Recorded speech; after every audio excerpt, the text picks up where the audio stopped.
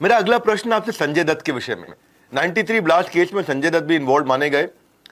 जनता का उनको बड़ा सिंपैथी था, बहुत इमोशनल सपोर्ट था, लेकिन आपने उनको सजा भी दिलाई और जिस दिन उनको सजा हुई कोर्ट में तो वो रोने लगे थे। मैंने सुना आप उनके पास गए, आपने कुछ बातचीत करी और वो अचानक चुप होकर खड़े हो गए। मैंने सोचा जब ऐसे ही संजय दत्त को कोर्ट ने probation of offenders act reject कर दिया, क्योंकि उसको अच्छी को जेल में बर्ताव के लिए उसको बॉन्ड उसको मांग रहा था, मुझे बॉन्ड पे रिहाई किया जाए, लेकिन मैंने बड़ा उसको विरोध किया। मैंने कहा कि संजय दत्त ने AK-47 राइफल लेने के पहले उसने दाऊद इब्राहिम का राइट हैंड कयूम के पास से अनलाइसेंस पिस्तौल खरीद लिया था, और इसीलिए ये कोई ऐसा सीधा उसका क्लीन स्लेट प्रीवियस रिकॉर्ड नहीं है, और इसलिए प्रोबेशन ऑफेंडर्स एक्ट का बेनिफिट इसको नहीं मिलना चाहिए। ये मेरी दलील थी, कोर्ट ने वो दलील एक्सेप्ट कर दी और उसे 7 साल की सजा सुनाई।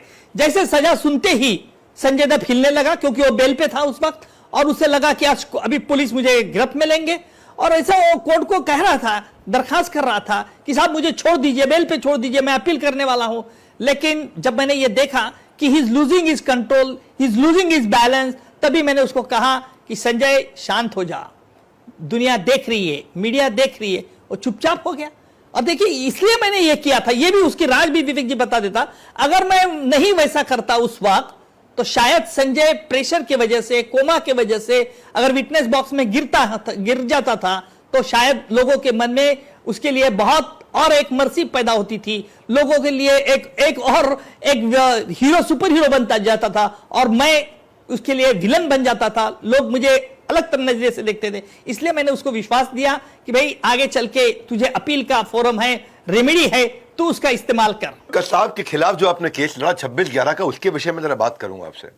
14 महीने तक आपने बहुत मेहनत करी, और थोड़ा कसाब के कई बार फेवर में भी सेंटिमेंट हल्का सा मूव हुआ, सॉफ्टनेस बिल्ड हुई, और आपने आकर के बाजार में पब्लिक में बोल दिया कि कसाब तो वहां मटन बिरयानी मांग रहा है खाने के लिए। आपने मीडिया में ऐसा बोल दिया।